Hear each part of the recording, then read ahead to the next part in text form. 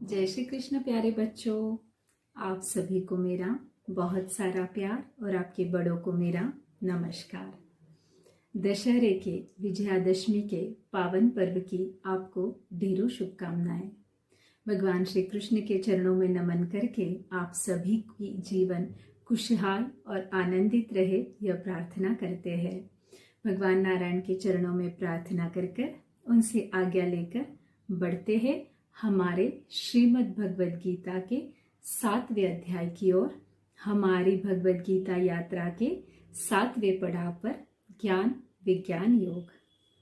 बच्चों, आपको पता है श्री कृष्ण भगवान के मुखारविंद से निकली हुई श्रीमद् भगवद गीता साक्षात एक ऐसा ग्रंथ है जो हमारे हर चीज का हमारी हर बात का मार्गदर्शन करता है, हमें हर खुशी आनंद की राह दिखाता है, हमारे सच्चे और अच्छे जीवन का मार्गदर्शक है।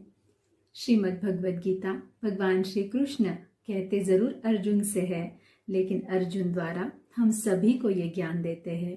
तो मैं जानती हूँ बच्चों, श्रीमद् भगवद गीता की ज्ञान गंगा की बूंदों का रसपान हम कर रहे हैं और इन बूंदों से हमारे ज्ञान को हम अर्जित कर रहे हैं।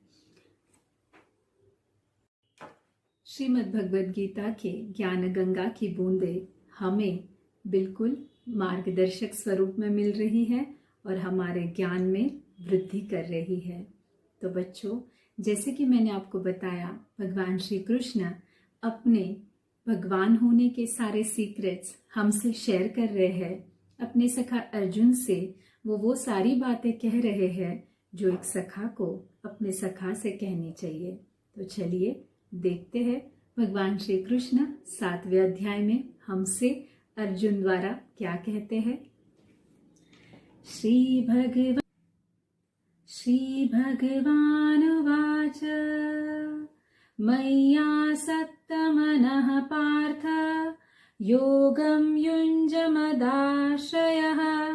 असंशयं समग्रं मां यथा ज्ञास्यसि तच्छृणु।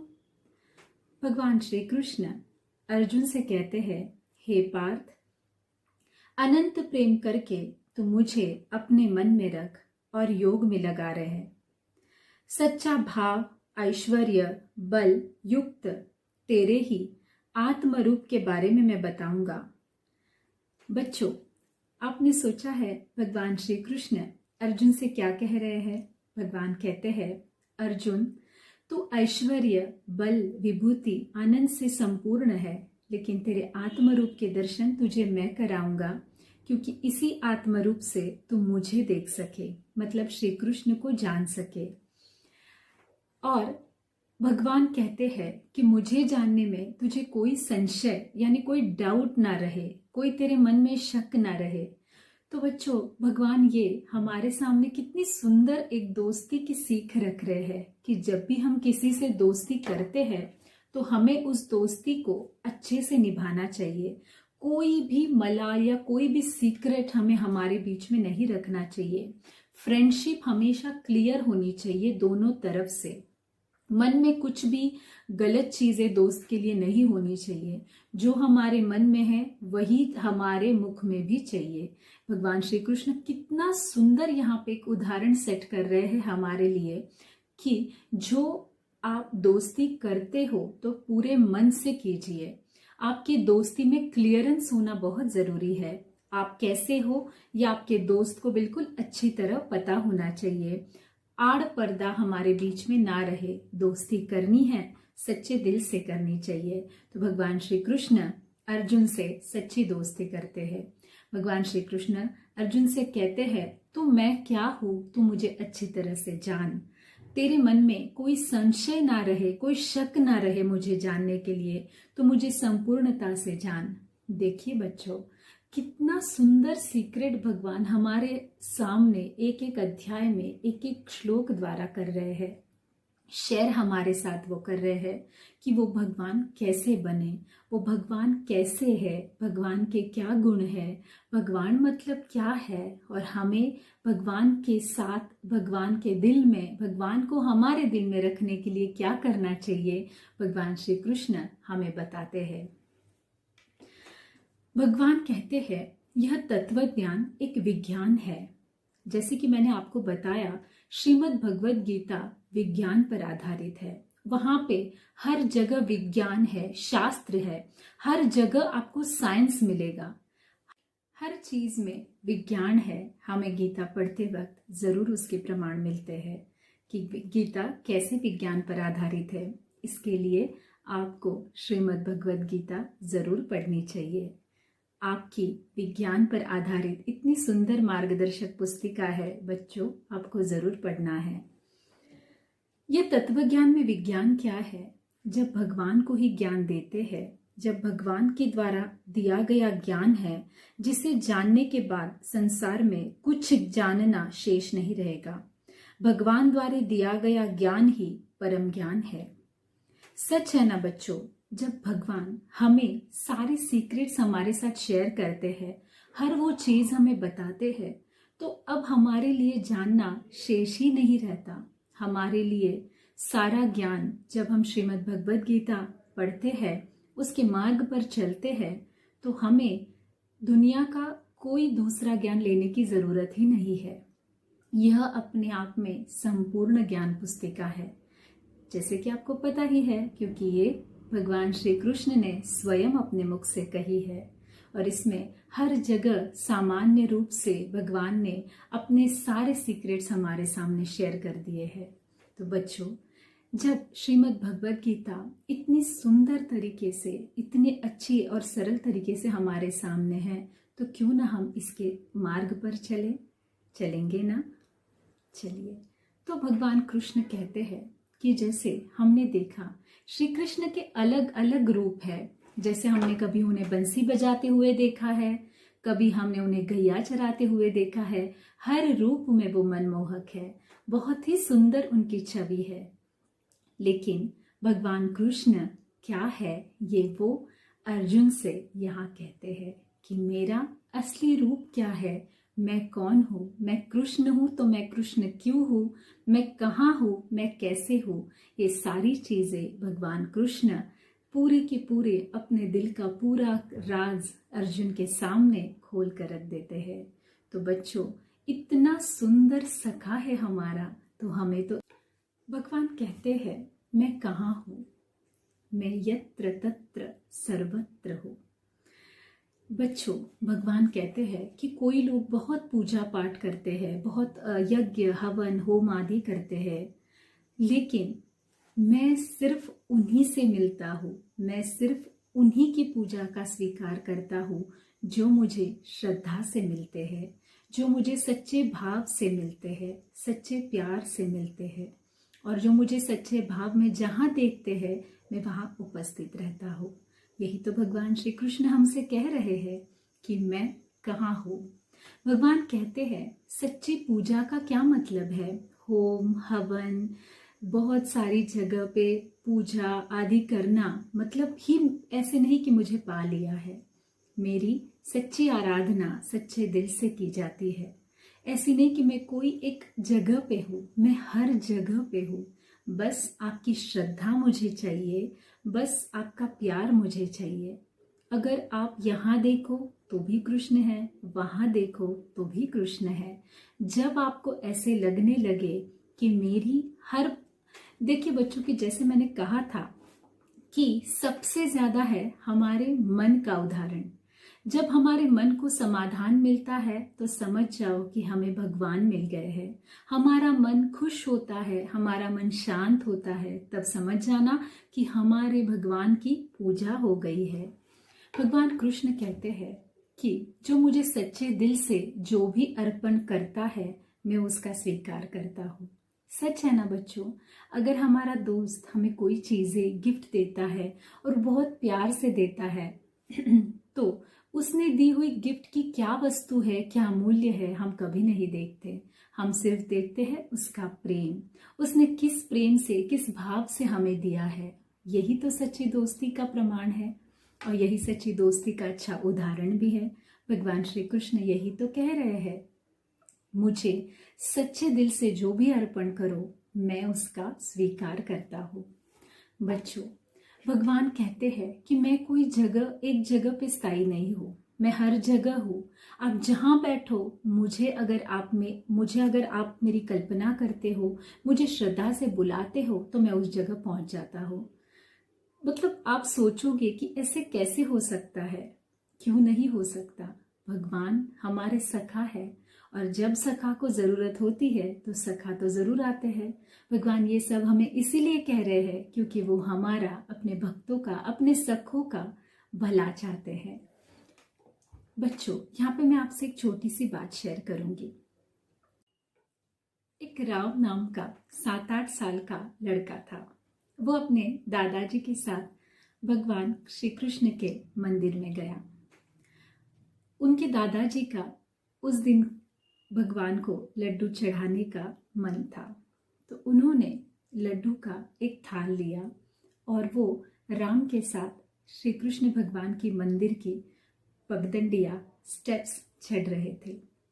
जब वो चढ़ रहे थे तो राम अपने दादाजी से मंदिर के बारे में, भगवान के बारे में बातें पूछ रहा था और दादाजी बड़े ही प्यार से उन्हें बता रहे थे भगवान के मंदिर में भोग क्यों चढ़ाते हैं, क्या भगवान उसे खाते हैं, भगवान उन्हें ग्रहण करते हैं, भगवान उन्हें खा सकते हैं, क्या भगवान भोजन करते हैं।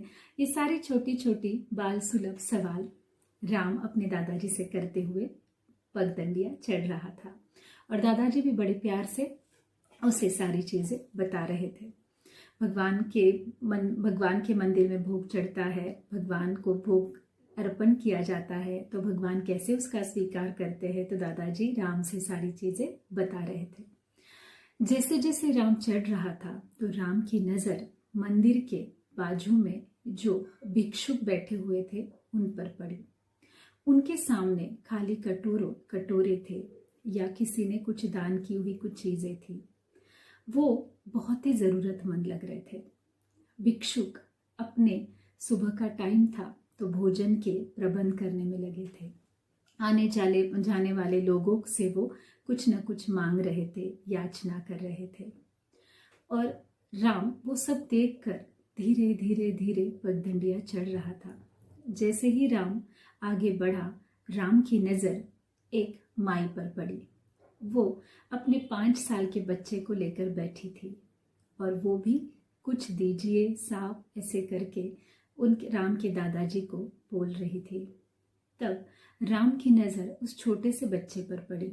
उस बच्चे का ध्यान दादाजी के हाथ में जो लड्डू का थाल था उस पर था। शायद उसे भूख के मारे वो लड्डू खाने की इच्छा हो रही थी। राम भी तो एक बच्चा था, समझ गया कि इन्हें वो लड्डू चाहिए और वो उसे भूख लगी है। राम को दया आ गई। राम ने दादाजी से कहा, दादाजी क्यों ना इसमें से 2-4 लड्डू इस बच्चे को और इन माई को दिए जाए। दादाजी ने कहा, नहीं नहीं, ये तो भगवान श्री कृष्ण का भोग है, हमें पहले उन्हें भोग लगाना है, यहाँ कैसे दे सकते हैं। राम को थोड़ा सा नाराज हो गया। राम मंदिर में पहुंचा। भगवान श्री कृष्ण के सामने थाल रखा गया। पंडित जी ने भोग लगाया और वो थाल वहीं पर रह गया।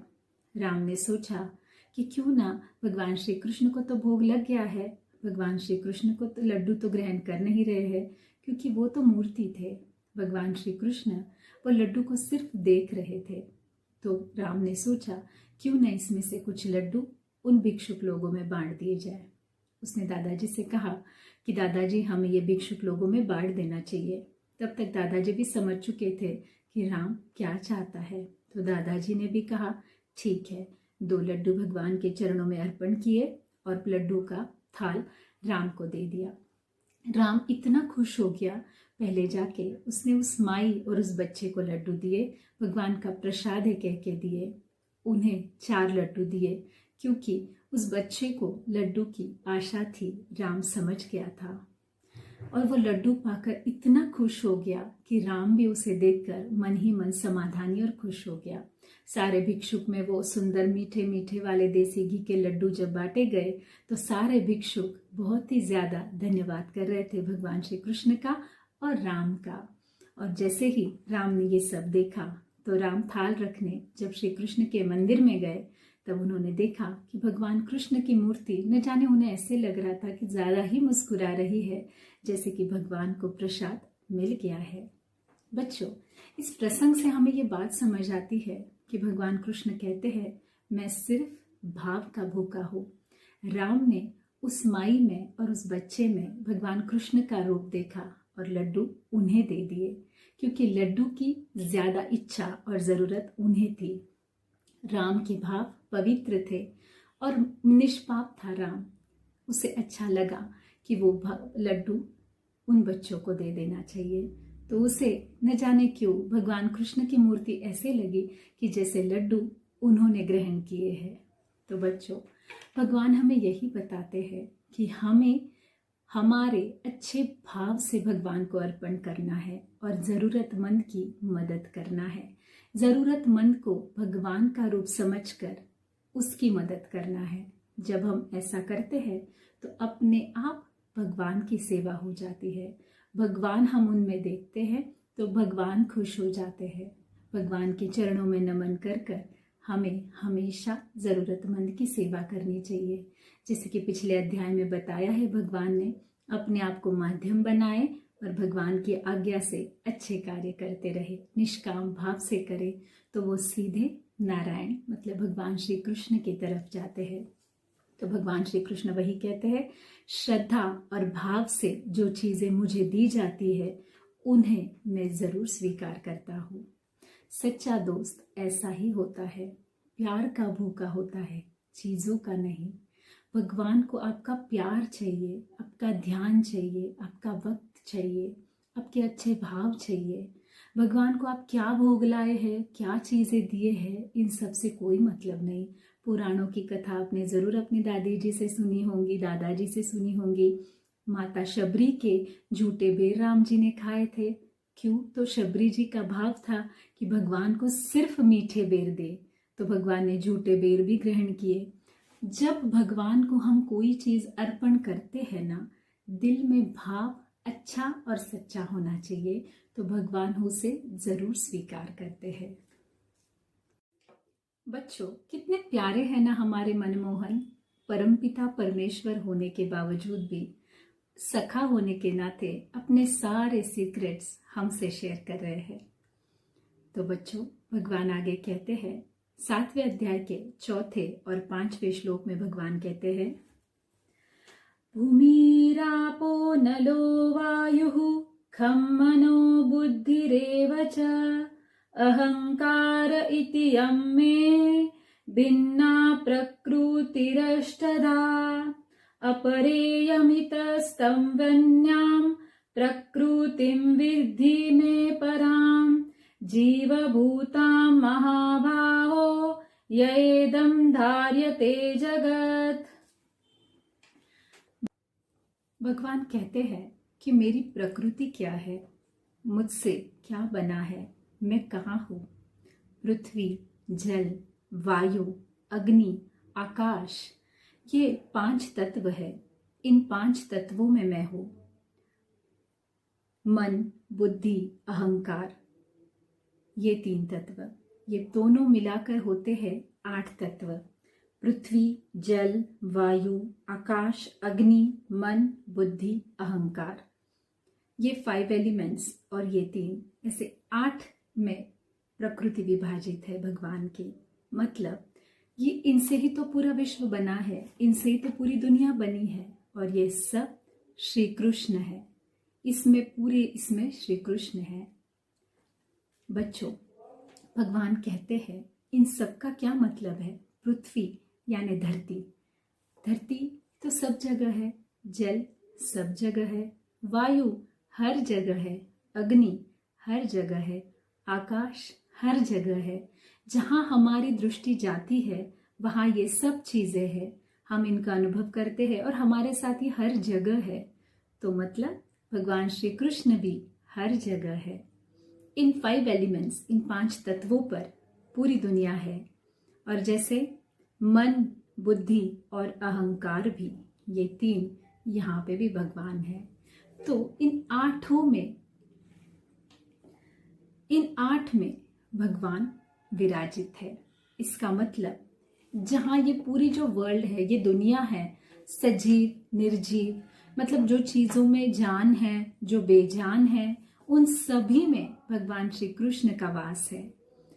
मतलब कितना सुंदर भगवान ने सरल शब्दों में कहा है कि जहां आपकी दृष्टि जाती है, जिस चीज को आप महसूस करते हो, वहां हर जगह मैं हूं। तो इसका मतलब है कि भगवान हमारे इर्द गिर्द सब जगह है। भगवान हमारे चारों ओर है। मतलब हमें भगवान महसूस करने के लिए खुद के अंदर स्वयं में श्रद्धा और वो भाव चाहिए। तो भगवान हमारे साथ है, हमारे पास है। भगवान श्री कृष्ण कितना सरल और सुंदर शब्दों में हमसे कह रहे हैं, इन 8 में मेरी प्रकृति विभाजित है। इसका मतलब संपूर्ण विश्व में मैं व्याप्त हूँ। संपूर्ण विश्व ऑक्युपाई है भगवान श्री कृष्ण से। कोई भी चीज हम सोचते हैं कि ये सजीव है, इसमें जान है, ये बेजान है, तो इसमें कैसे हो सकता है? हर जगह है। भगवान कृष्ण स्वयं हमें कहते हैं। यहाँ पे मैं एक पौराणिक कथा आपसे जरूर शेयर करूंगी। आपने शायद ये कहीं सुनी भी होगी, भक्त प्रहलाद की कथा। बच्चों, भक्त प्रहलाद आप सभी को पता है, जब से उनका जन्म हुआ है, उन्हें सिर्फ और सिर्फ नारायण से प्यार था। नारायण मतलब साक्षात भगवान। भगवान उन्हें हर जगह दिखाई देते थे। इतना प्यार था उन्हें कि हर जगह भगवान उनके साथ ही थे, ऐसा वो महसूस करते थे और इसका उन्हें प्रमाण भी मिलता था। तो वो हर जगह भगवान का अस्तित्व महसूस करते थे। लेकिन उनके जो पिता थे हिरण्यकशिपु, उन्हें नारायण का नाम लेना बिल्कुल पसंद नहीं था। उन्हें लगता था कि प्रहलाद और प्रहलाद के साथ उनकी संपूर्ण प्रजा सिर्फ और सिर्फ हिरण्यकशिपु का ही नाम ले, उन्हीं की भक्ति करे, और वो अपने आप को भगवान मानते थे। प्रजा तो डर से राजा के मानती थी, लेकिन भक्त प्रहलाद जो है वो नारायण के सच्चे भक्त थे। वो सिर्फ और सिर्फ नारायण का ही भजन करते थे। वो मानते थे कि हिरण्यकशिपु भी नारायण से ही बने हैं, लेकिन वो नारायण नहीं है। उनमें नारायण का वास है, लेकिन वो नारायण नहीं है। तो वो हर दिन हर क्षण नारायण की प्रार्थना करते रहते थे। हिरण्यकशिपु अपने बेटे प्रहलाद के इस बर्ताव से तंग आ चुके थे। वो उन्हें अलग अलग पनिशमेंट देते थे। कभी गरम तेल में डाल देते थे, कभी बड़े से पर्वत से धकेल देते थे, काफी सारे अन्याय उन पे करते थे। लेकिन प्रहलाद की भक्ति दृढ़ थी। वो बिल्कुल टस से मस नहीं होते थे और वो नारायण की भक्ति में हमेशा लीन रहते थे। हर वक्त हर क्षण उनके मुख से नारायण का नाम सुनते ही हिरण्यकशिपु बौखला जाते थे। एक दिन प्रहलाद अखंड नारायण नारायण कर रहे थे। हिरण्यकशिपु का गुस्सा तो पहले से ही था और बढ़ गया। हिरण्यकशिपु उस दिन बहुत ज्यादा गुस्सा हो गए। इतने ज्यादा क्रोध में, आवेग में आके उन्होंने प्रहलाद से पूछा, कहाँ है तेरा नारायण? कौन है ये नारायण? कहाँ रहता है ये नारायण? कहाँ से आएगा ये नारायण? प्रहलाद ने कहा, हर जगह है मेरा नारायण, आप में है, मुझ में है, हर जगह है मेरा नारायण। सिर्फ नारायण को महसूस करने की जरूरत है। हिरण्यकशिपु को लगा प्रहलाद पागल है, वो कुछ भी बोल रहा है। तो हिरण्यकशिपु ने प्रहलाद की परीक्षा लेने के लिए और प्रहलाद को खुद स्वयं भगवान है ये दर्शाने के लिए कहा, कहाँ है नारायण?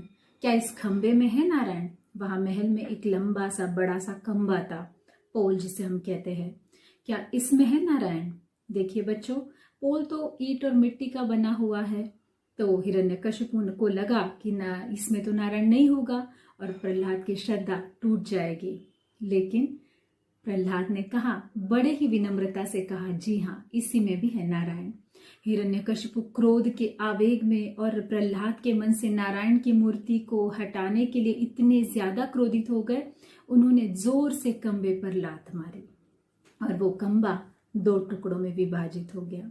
मैंने कहा ना, जब सच्ची श्रद्धा से हम भगवान को बुलाते हैं तो भगवान हमारी मदद करने जरूर आते हैं। बस वो भाव सच्चा चाहिए और भगवान को बुलाना अच्छे कार्य के लिए होना चाहिए। तो जब प्रहलाद ने नारायण है इसमें कहा तो भगवान ने उनका शब्द रखने के लिए, उनकी बात रखने के लिए उसमें, उस खंबे में से नरसिंह के रूप में प्रकट हुए। बच्चों, यहाँ हमें ये सीख मिलती है कि बस भगवान को सच्चे दिल से और अच्छे मन से और अच्छे कार्य के लिए जब हम भगवान को आवाज देते हैं, भगवान अपने भक्त, अपने सखा के लिए जरूर आते हैं।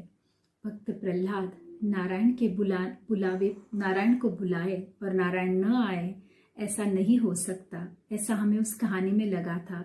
लेकिन आज हम ये उदाहरण यहाँ ले रहे हैं तो हम ये सोच रहे हैं और ये पढ़ रहे हैं, ये ज्ञान ले रहे हैं कि जैसे भक्त प्रहलाद नारायण को बुला सकते हैं, वैसे हम भी सच्चे और अच्छे कार्य करके जरूर नारायण यानी भगवान श्री कृष्ण को अपने इर्द गिर्द महसूस कर सकते हैं और अपने नजदीक पा सकते हैं। बस हमारा मन और हमारे भाव अच्छे और सच्चे चाहिए। हम इनोसेंट होना चाहिए। किसी भी चीज में हमारे अंदर स्वार्थ या किसी का बुरा करने का भाव ना हो तो भगवान जरूर। तो बच्चों, आप समझ ही गए होंगे कि हर जगह हमारे भगवान श्री कृष्ण है। भगवान श्री कृष्ण सर्वव्यापी है। तो कितना अभिमान लग रहा है ना बच्चों मन में कि इतने बड़े विश्व जेता भगवान हमारे सखा है। श्रीमद् भगवद गीता के द्वारा वो हमारे सखा बन रहे हैं, हमारे साथ इतने बड़े बड़े सीक्रेट्स हमसे शेयर कर रहे हैं। बच्चों, श्री कृष्ण भगवान अर्जुन द्वारा हमें जो जो सीख देते हैं, यकीन मानिए वो जीवन का सच है, जीवन का मार्गदर्शन है। बस हमें उसे अर्जित करने की और अपने जीवन में उतारने की देर है। भगवान श्री कृष्ण द्वारा कहे गए ये सारे वचन सत्य है और हर जगह विज्ञान का प्रमाण है। भगवान श्री कृष्ण सर्वव्याप्त है और हर जगह भगवान कृष्ण है। तो हमारे मन में तो उनके लिए बहुत बड़ी प्राउड फीलिंग है ना। जहां झुके सबके शीश, वो है हमारे परम पिता जगदीश। जगदीश श्री कृष्ण का ही नाम है। भगवान श्री कृष्ण जिसमें दुनिया व्याप्त है, जो संपूर्ण दुनिया के चलाने वाले हैं, सबके मार्गदर्शक है और हमारे तो सखा है, हमारे मित्र है। बच्चों, भगवान कहते हैं ये संपूर्ण विश्व, ये पूरी दुनिया, ये वर्ल्ड मुझ में गुथा हुआ है। जैसे आपने देखा होगा ना माला, उसमें सारे मणि मोती कैसे पिरोए हुए रहते हैं, वैसे ही भगवान श्री कृष्ण में ये सारे गुथे हुए हैं। ये सब भगवान में ही व्याप्त है, ये सब भगवान से ही बना हुआ है। हर वो जगह है, हर वो भाव है जहाँ भगवान श्री कृष्ण का वास है। बस हमें समझने, परखने, महसूस करने की देर है। सूर्य, चंद्रमा में जो प्रकाश है वो भगवान श्री कृष्ण है। वेदों में शब्द है वो भगवान श्री कृष्ण है। जल में रस है वो भगवान श्री कृष्ण है। वेदों में ओमकार है वो भगवान श्री कृष्ण है। बच्चों, जैसे कि हमने देखा हर अच्छे भाव में, अच्छी चीज में भगवान है, वैसे ही हर बुरी चीज में मतलब अभिमान है, जहाँ राग है, द्वेष है, प्यार है, सम्मान है, अपमान है, वहां पे भी भगवान कृष्ण है। छठे अध्याय में हमने जरूर सुना है, जरूर देखा है कि जैसे हमारे कार्य होते हैं उस वैसा फल हमें मिलता है। मतलब हर चीज भगवान कृष्ण से व्याप्त है। अच्छी, बुरी, भली, चाहे न चाहे, जो भी है वो सारे भगवान श्री कृष्ण से व्याप्त है। भगवान श्री कृष्ण का उसमें वास है और जैसे कार्य, कर्तव्य हम करते हैं, भगवान श्री कृष्ण हमें वैसा ही फल देते हैं। बच्चों, जैसे कि हमें पता है हमारे अंदर जो राग द्वेष है मतलब हमारे कार्यों से ही हमें वो मिलता है, तो वो भी भगवान व्याप्त है। हमारे जैसे कर्म है वैसा फल हमें मिलता है, वो फिर अच्छा रहे या बुरा, उसमें भगवान श्री कृष्ण का वास है। भगवान कहते हैं राग, द्वेष, प्यार, घृणा, मान, सम्मान, इसमें जरूर मैं हूं, लेकिन वो मुझ में नहीं है। थोड़ा सा ध्यान दीजिएगा बच्चों, भगवान यहाँ पे बहुत ही इंपॉर्टेंट बात कहते हैं, जरूर सुनिएगा। जैसे कि हम जानते हैं कि राग द्वेष ये गलत चीजें हैं, तो ये भगवान कैसे हमने छठे अध्याय में देख लिया है कि हमारे कार्य अगर गलत है तो ये देने वाले न्यायी जो है भगवान, वो हमें उस हिसाब से देते हैं। इसका मतलब हम तक पहुंचने वाली हर चीज भगवान द्वारा आती है, ये आप समझ गए होंगे। हमारे कर्म उन्हें हमें देते हैं, भगवान द्वारा देते हैं, लेकिन हम जिस तरह के कार्य करते हैं हमें वो उस तरह से मिलता है। तो अच्छे कार्यों का अच्छा, बुरे का बुरा, ऐसा हमने छठे अध्याय में जरूर देखा है, पढ़ा है। तो भगवान कृष्ण यहाँ पे बहुत इंपॉर्टेंट बात कहते हैं कि राग द्वेष जरूर मेरे द्वारा आते हैं, उनमें जरूर मैं हूं, लेकिन मुझ में राग द्वेष नहीं है। मतलब कोई भी गलत चीज भगवान कृष्ण के अंदर नहीं है, इसीलिए वो भगवान है बच्चों। इसीलिए हमारे प्यारे सखा है, हमारे सबके कॉमन फ्रेंड है, और पूरे दुनिया को चलाने वाले विश्व जेता है। यहाँ पे बहुत इंपॉर्टेंट बात है, एक उदाहरण मैं आपको जरूर देना चाहूंगी कि आपने कभी कीचड़ में कमल देखा है? मतलब जो लोटस का फ्लावर रहता है वो आपने जरूर देखा होगा कि बहुत सारी गंदगी में वो आता है, बहुत सारा कीचड़ मट्टी रहती है, पानी के बीच में वो आता है, लेकिन फिर भी वो कितना सुंदर दिखता है। तो इसका क्या मतलब है? कीचड़ में कमल है, लेकिन कभी कमल के फूल पे आपने कीचड़ देखा है? नहीं। कमल का फूल हमेशा भगवान के चरणों में चढ़ता है, तो उसमें कीचड़ होता ही नहीं है। वैसे ही जैसे कि कीचड़ में कमल है लेकिन कमल में कीचड़ नहीं है, वैसे ही गलत चीजों में भगवान का वास जरूर है। गलत चीजें यानी राग द्वेष जो भी हमें नहीं चाहिए लेकिन हमें वो मिल जाती है हमारे कार्यों द्वारा, वो भगवान से जरूर आती है, लेकिन वो भगवान में नहीं है। भगवान तो निराकार है, भगवान हमारे प्यारे हैं, सर्वगुण संपन्न है, भगवान में ये गलत चीजें होती ही नहीं है। हमारे मुरलीधर कहते हैं, मैं हर उस जगह हूं जो आपको खुली और बंद आंखों से दिखती है। जैसे कि मैंने आपको बताया कि भगवान कृष्ण हर उस जगह पे है, आप चाहे आंखें खोलो या आंखें बंद करो। आंखें बंद करो का मतलब है, खुली आंखों से तो हमने देख लिया कि हर जगह हमें भगवान का वास दिखता है, बस हमारे अंदर सच्चा भाव और सच्ची श्रद्धा चाहिए। अब बंद आंखों से भगवान क्या कह रहे हैं? बंद आंख मतलब जो भगवान ने हमें योग सिखाया है, जैसे कि पिछले अध्याय में भगवान कहते हैं कि जब हम योग करते हैं तो हम एक बहुत ही सुंदर सी मूर्ति, सर्वगुण संपन्न सा का व्यक्ति हम ध्यान करते हैं। यहाँ व्यक्ति का मतलब है भगवान श्री कृष्ण हमारे सखा है, तो हम उन्हें व्यक्ति कहते हैं। तो हमारे प्यारे सखा, उनका हम ध्यान करते हैं। आंखें बंद करके हम जिनका ध्यान करते हैं, भगवान उस रूप में हमें मिलते हैं। भगवान कहते हैं कि मेरे सखा या मेरे भक्त या जो भी मेरे प्रियजन हैं, वो जिस भाव से मुझे देखते हैं उस भाव में मैं उन्हें मिलता हूँ। जैसे कि किसी को माता रानी का सुंदर रूप पसंद है, भगवान श्री कृष्ण की नटखट बाल मूर्ति पसंद है, साईं बाबा का शांत रूप पसंद है, किसी को भगवान शंकर की योग में समाधि मग्न मूर्ति पसंद है। जिस भाव से, जिस इच्छा से, जिस मन से हम देखते हैं, भगवान हमें उसी रूप में दर्शन देते हैं। भगवान कृष्ण तो निराकार है, निर्विकार है। निराकार मतलब उनका कोई आकार नहीं है। जिस आशा इच्छा से आप भगवान को देखते हो, भगवान आपको उसी रूप में नजर आते हैं। कितना सरल और सुंदर मार्ग है भगवान से फ्रेंडशिप करने का। तो हमें यहाँ दूर भगवान से रहना ही नहीं चाहिए। और मैं तो कहूँगी कि श्रीमद् भगवद गीता पढ़ने के बाद तो हम ऐसा रिश्ता, ऐसा कनेक्शन भगवान से जोड़ लेंगे कि जहाँ पे हमारे मन के तार इतने अच्छे से भगवान से जुड़ जाएंगे कि जैसे एक जगह से हम टेलीफोन से बात करते हैं और दूसरी जगह से कोई सुन लेता है, बस वैसे हमारा फ्रेंडशिप का तार जुड़ जाएगा। तो भगवान श्री कृष्ण के इतने सुंदर और सरल मार्ग पर भगवान कहते हैं जो चलेगा वो मेरा सबसे प्रिय सखा होगा, वो मेरा सबसे नजदीक का सखा होगा।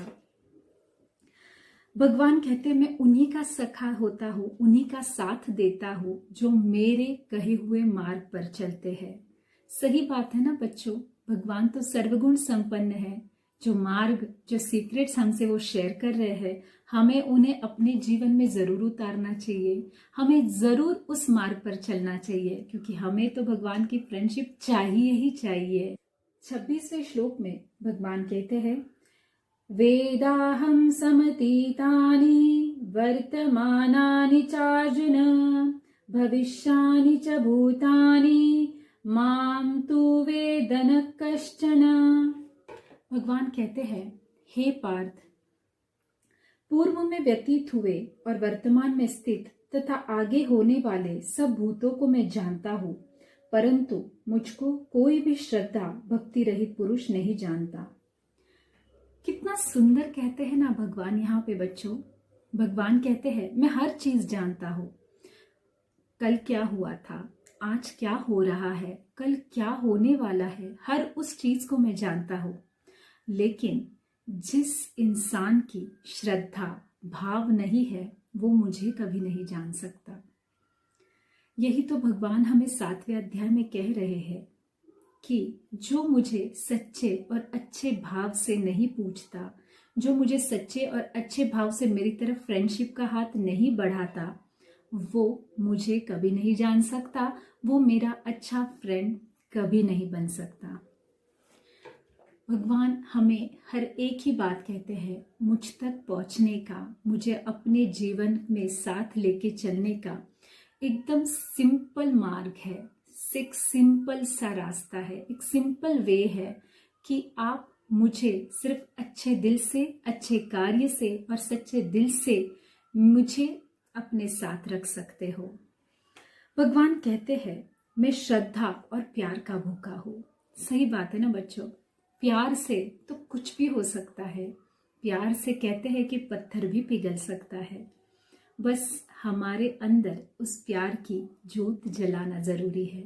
भगवान कृष्ण भी इसी प्यार के लिए धरती पर आते हैं और हम जैसे लोगों की फ्रेंडशिप की आशा प्यार से करते हैं।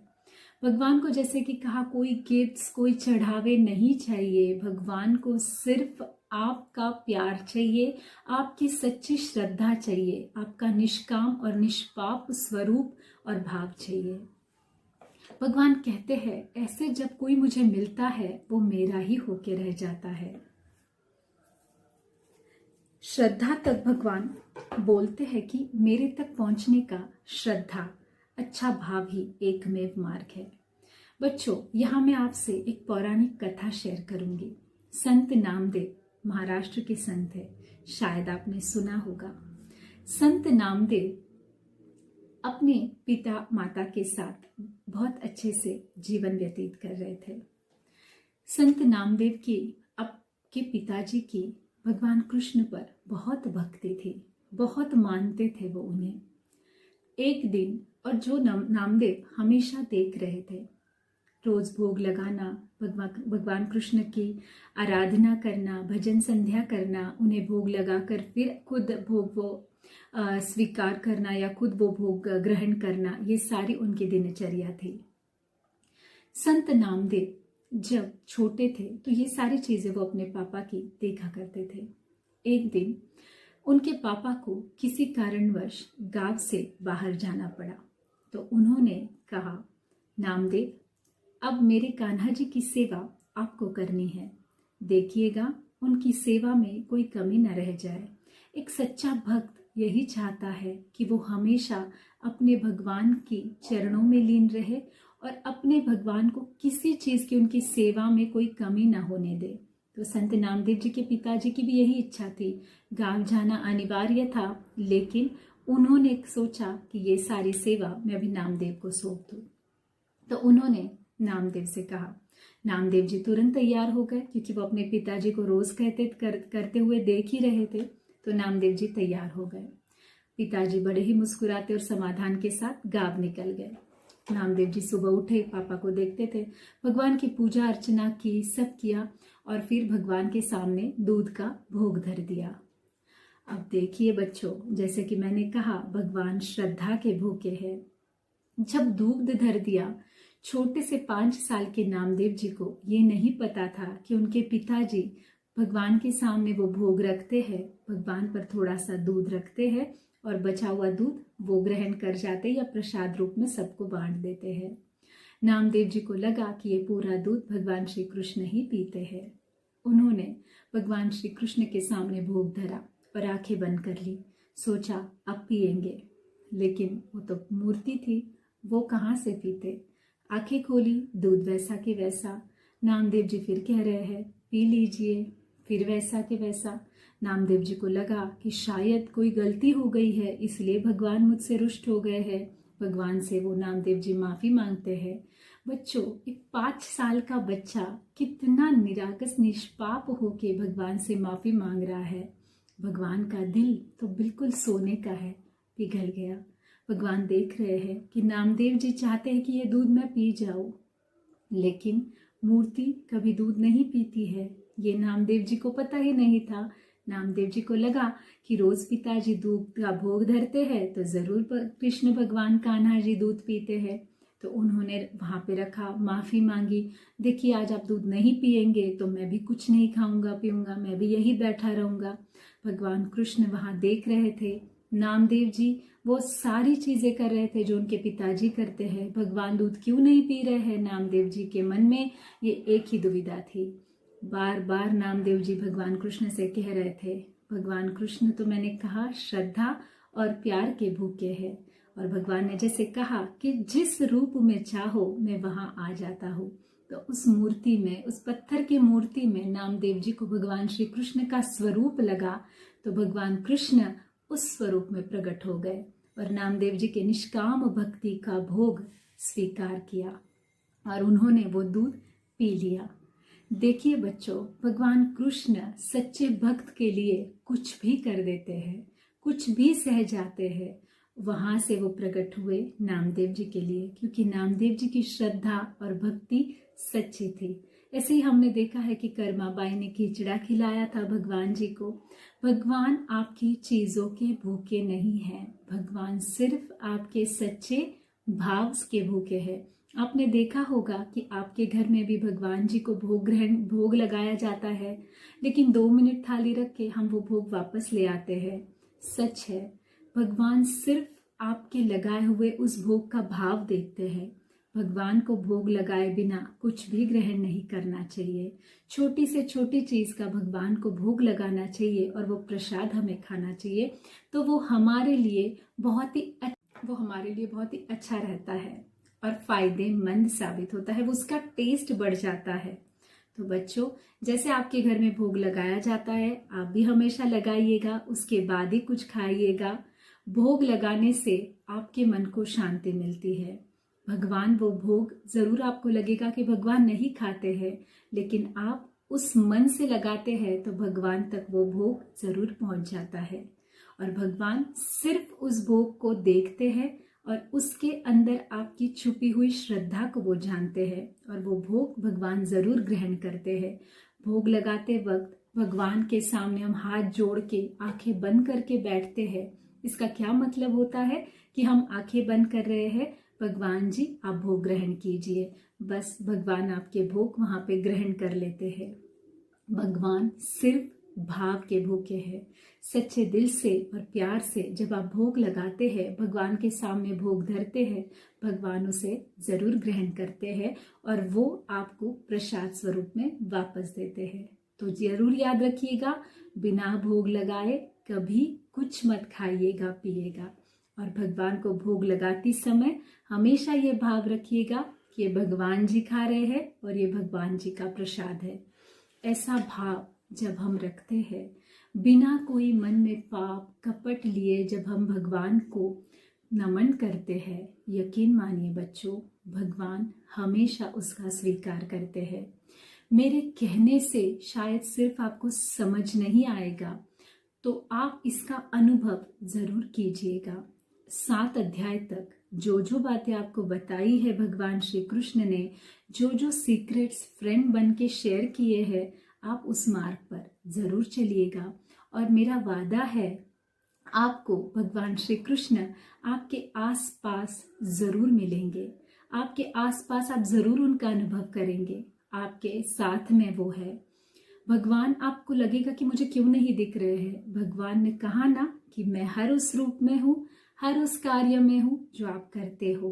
तो अच्छे कार्य में भगवान जरूर होते हैं और अच्छे कार्य भगवान में होते हैं। बुरे कार्य में भगवान होते हैं, लेकिन बुरे कार्य भगवान में नहीं होते हैं। तो हमें भगवान के अंदर जो गुण है, भगवान के अंदर जो भाव है, जो भगवान के अंदर जो कार्य है, जो भगवान के अंदर जो चीजें हैं, हमें उन्हें अर्जित करना है, उन्हें ग्रहण करना है।